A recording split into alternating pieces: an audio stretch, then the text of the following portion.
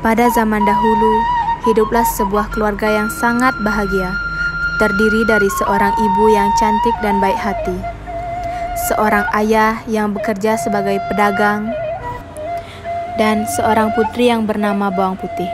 Sebut saja Bawang Putih, karena paras wajahnya yang cantik, sifatnya yang baik hati, penurut, dan juga tulus. Sayang sekali, kebahagiaan keluarga itu tidak bisa bertahan lama, karena ibu Bawang Putih sakit-sakitan dan meninggal dunia. Tentu saja, ayah dan Bawang Putih sangat sedih dan kesepian sepeninggal ibunya tersebut. Tak lama kemudian, ayah Bawang Putih menikah lagi dengan seorang janda beranak satu. Karena sifat jahat dan selalu membuat orang lain menangis, mari kita panggil anak itu dengan sebutan Bawang Merah.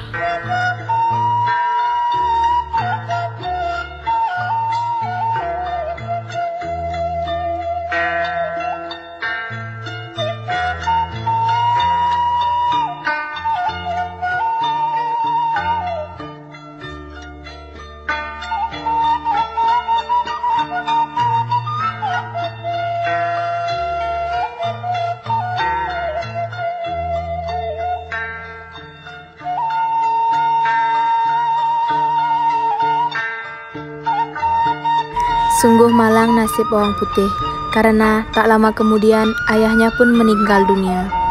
Dan kini semua harta kekayaan ayahnya dikuasai oleh ibu tiri yang kejam dan kakak tirinya yang jahat. Setiap hari, Bawang Putih diperlakukan seperti seorang pembantu yang mengerjakan semua pekerjaan rumah dan melayani kebutuhan ibu tiri dan kakak tirinya itu. Dari mulai membersihkan rumah, mencuci pakaian, hingga menyiapkan makanan untuk mereka. Sementara Bawang Merah hanya bermalas-malasan saja. Pada suatu hari, saat Bawang Putih mencuci pakaian di sungai, tanpa diketahuinya, selendang kesayangan Bawang Merah terhanyut.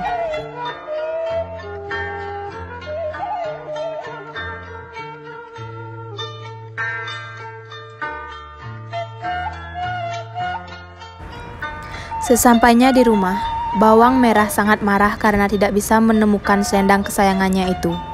Lalu, dia mengusir Bawang Putih untuk mencari selendang itu dan tidak boleh pulang sebelum selendang itu ditemukan. Ada satu hal yang ingin aku sampaikan.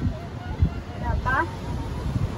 Kemarin saat mencuci pakaian, aku tidak sengaja menghanyutkan selendang ini. Apakah kamu tidak tahu itu selendang kesayanganku? Sebelum selendang tersebut ketemu, kamu tidak boleh malu ke rumah. Cepat cari selendang tersebut. Pergi kamu. Bawang Putih pergi mencari selendang itu. Hari sudah malam.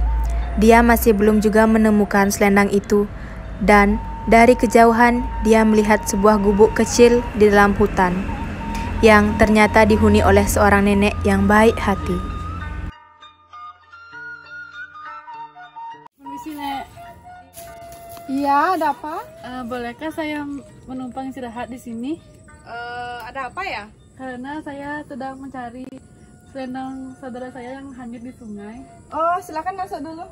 Ya, makasih, Nek. Nenek itu menawarkan Bawang Putih untuk beristirahat dan tinggal di gubuk itu. Bawang Putih pun menceritakan bagaimana ia bisa sampai di dalam hutan pada malam hari yang gelap. Oh, kemarin nenek sempat menemukan selendang berwarna merah. Apakah itu punyamu? Mungkin itu, Nek. Nenek akan memberikan selendang itu asal kamu memenuhi satu syarat yang nenek berikan. Surat apa itu, Nek? Kamu harus membantu nenek selama 1 minggu apapun pekerjaan nenek di sini. Baik, Nek, asalkan saya bisa mengambil selendang itu lagi. Kemudian, Bawang Putih pun melakukan apa yang diminta oleh sang nenek.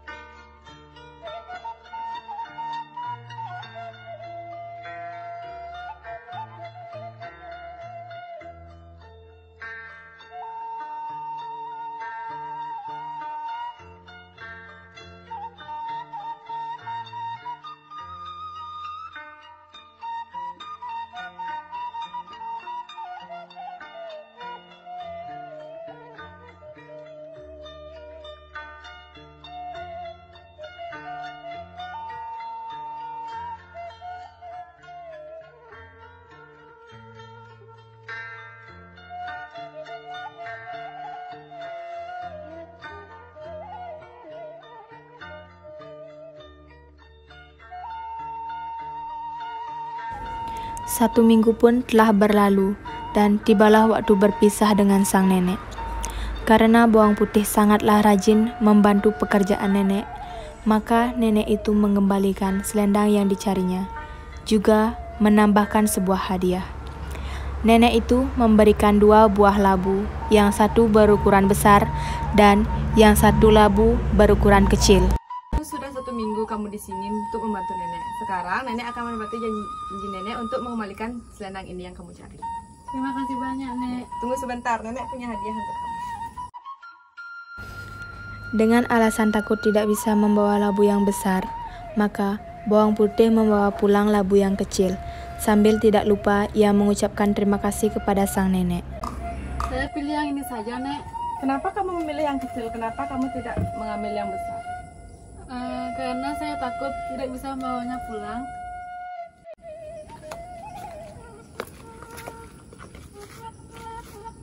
Nek, terima kasih banyak selama ini sudah membantu saya. Iya. Sekarang saya mau pamit untuk pulang. Ya, hati-hati ya di jalan. Ya, terima kasih, Nek. Iya.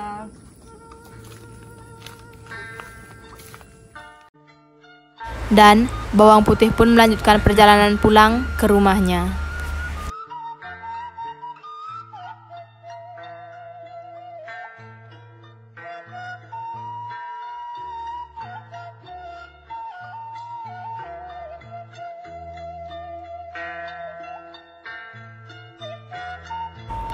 Setelah bawang putih sampai di rumah, dia pun menceritakan semua kejadian yang dialaminya kepada ibu tiri dan kakak tirinya.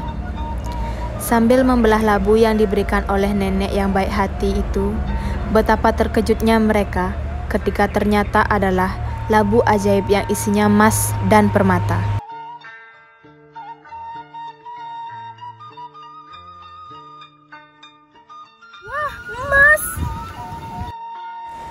Kemudian, ibu bawang merah pun berpikir untuk menyuruh bawang merah menghanyutkan selendangnya.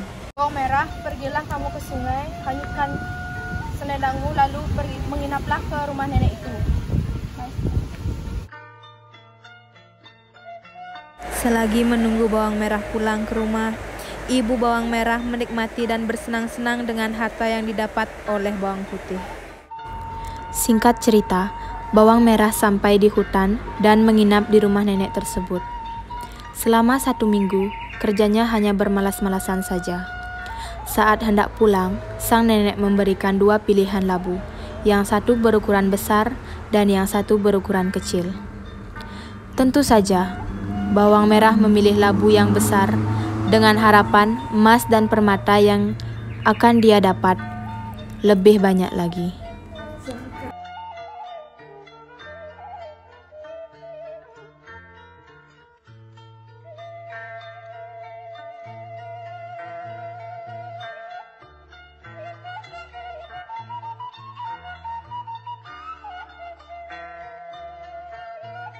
Karena saya sudah seminggu membantu nenek di sini, jadi saya mau mengambil hadiah yang seharusnya.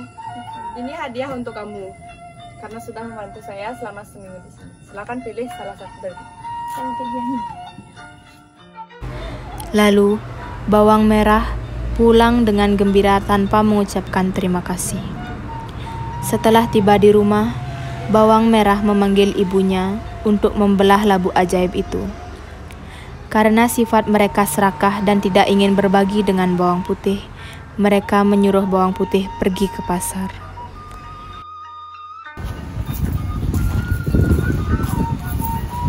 Mendapatkannya. Sekarang pergilah ke pasar. Setelah bawang putih pergi ke pasar, mereka pun membuka labu ajaib itu. Tapi betapa terkejutnya mereka ketika ternyata labu itu tidak berisi emas dan permata, melainkan berisi sekumpulan lebah. Akhirnya mereka mati seketika bersama labu ajaib yang mematikan. Demikianlah teman-teman, bahwa orang yang berbuat jahat dan serakah akan mendapatkan ganjaran yang setimpal. Namun, setiap perbuatan yang baik akan mendapatkan hasil yang baik juga. Dan teman-teman, janganlah bermalas-malasan dan berusaha menghadapi segala sesuatu dengan senang hati. Selain itu, mengucapkan terima kasih atas kebaikan yang diberikan oleh orang lain.